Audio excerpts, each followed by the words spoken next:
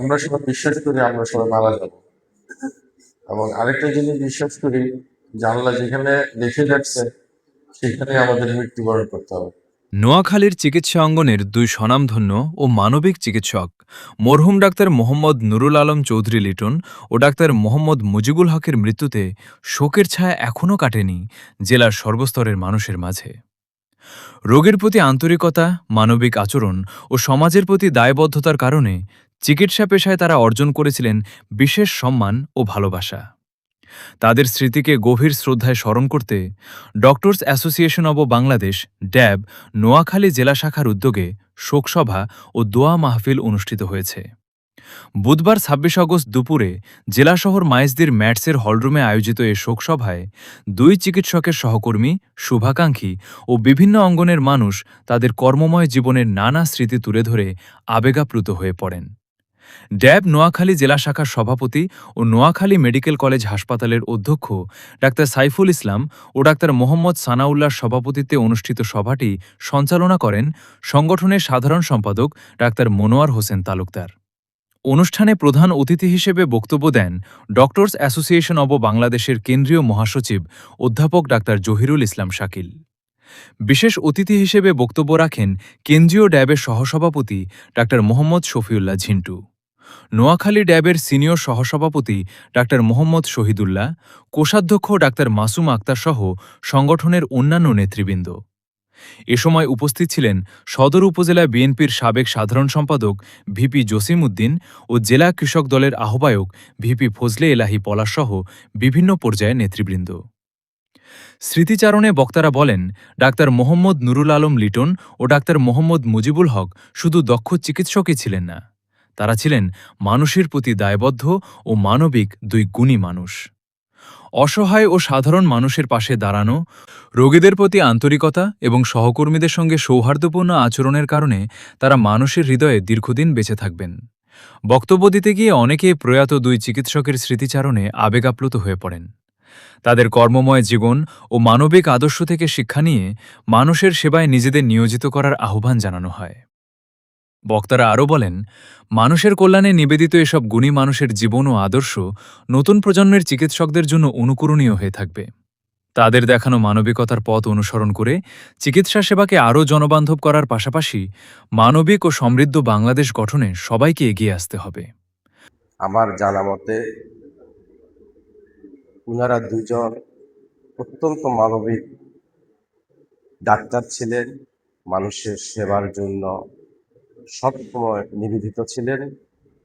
আমি উনাদের আল্লাহ পাক রব্বুল আলামিনের কাছে প্রার্থনা করি, আল্লাহ রব্বুল আলামিন উনাদের ভালো কালের উসিলায় যেন উনাদের সকলকে জান্নাত দান করেন। আমি নুরুল আলম লিটন ভাইয়ের মৃত্যুর পর থেকে এখনো আমি স্থির হতে পারি না। প্রতিদিন সন্ধ্যায় কোনো না কোনো ভাবে জাকারিয়া স্যার, আজাদ ভাই, উনি, আমি, আমাদের আড্ডা হতোই। একদিন দেখা না হলে ফোন দিতেন, কথা বলতেন। তার দিন চলে যাওয়া, এই চলে যাওয়া ব্যক্তিগতভাবে আমাকে ভেঙে চুরে খান খান করে দিয়েছে। আমি নিজে এখনো আসলে স্বাভাবিক হতে পারি। আসলে দুজনের জন্যই আমাদের শোক, এবং আমরা দুজনের বিদেহাতের মাগফিরাত কামনা করি। দুজনকে আল্লাহ ব্যস্ত নসিব করুন। স্যারের সাথে আমার সম্পর্ক শুধু হসপিটাল এবং অপারেশন অ্যাসিস্টের কারণে যে সম্পর্ক তা না, স্যারের সাথে সম্পর্ক ছিল আমার, আমি লায়ন্স করতাম লং টাইম থেকে, আমি লায়ন্সের সদস্য, এবং সমাজে বিভিন্ন কর্মকাণ্ডের সাথে স্যারের সাথে আমার জড়িত। আমি আমার পুরাটা নোয়াখালী জেলার নার্সিং পরিবারের পক্ষ থেকে এবং আমাদের জেনারেল হসপিটালের সকল স্টাফের পক্ষ থেকে স্যারের বিদায় আত্মার মাগফিরাত কামনা করছি এবং ওনার শোকসপ্ত পরিবারের প্রতি সমবেদনা জানাচ্ছি। আমরা চাই যে ড্যাব যে আজকে সুন্দর আয়োজন করেছে, শুধু আজকে আয়োজনের শেষে যাতে আমরা সাথে ভুলে না যাই যে ডাক্তার মুজিবুল হক স্যার বা আমাদের ডাক্তার লিটন স্যার যে আমাদের মাঝে ছিলেন, এটা যাতে আমরা ভুলে না যাই। ওনাদের যে কৃতিত্বগুলা বা ওনাদের যে ভালো কর্মগুলা যাতে আমাদের মাঝে এবং আমাদের নেক্সট জেনারেশনের মাঝে আমরা ছড়িয়ে দিতে পারি, সে আশা ব্যক্ত করছি।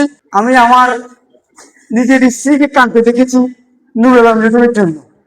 আমার স্ত্রী নুরুল আলম লিটনের একজন রোগী ছিলেন, লিটন ভাই একজন ভালো মানব ছিলেন, একজন ভালো ডাক্তার ছিলেন, মানব সেবা নিয়োজিত ছিলেন।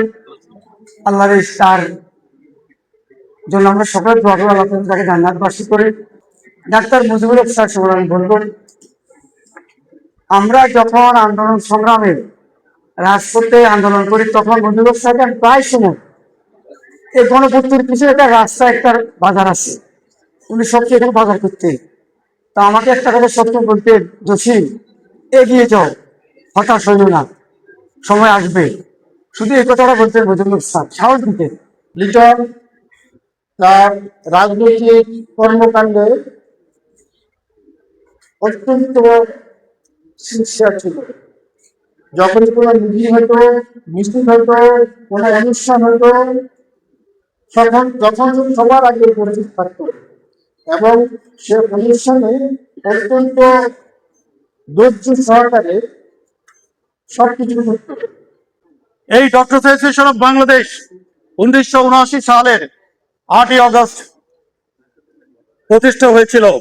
আমি ডক্টর অ্যাসোসিয়েশন অফ বাংলাদেশের প্রতিষ্ঠাকালীন কেন্দ্রীয় কমিটির সবচাইতে জুনিয়র মোস্ট সদস্য হিসেবে এখানে বক্তৃতা রাখছি এবং আমি অত্যন্ত আনন্দিত আজকের এই শোক সভার আয়োজনে আমাকে বক্তৃতা দেওয়ার জন্য।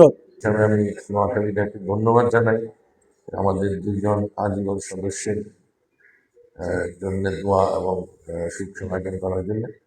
আমরা আসলে এই জিনিসগুলো এখন ভুলে গেছি। আমরা আমাদের সতীর্থ, আমরা আমাদের সম্পর্কদের পাশে দাঁড়াইতে পারি। আমরা আমাদের চিকিৎসকরা এত ব্যস্ত থাকি, বা শুধু চিকিৎসক না, সবাই আমরা খুব ব্যস্ত থাকি। কিছুদিন আগেই আমি মুজিবুল হককে বললাম টেলিফোন করে, আপনি কেন আমার ছেলের বিয়েতে আসেন নাই? সামুল্লাহ ভাই, আমি একটু সমস্যায় ছিলাম, আমি আপনাকে সাক্ষাৎ করে ঘটনাটা বলবো, কিন্তু সেই বলাটা হয়নি। পরে মরহুম দুই চিকিৎসকের আত্মার মাগফিরাত কামনা করে বিশেষ দোয়া ও মোনাজাত অনুষ্ঠিত হয়।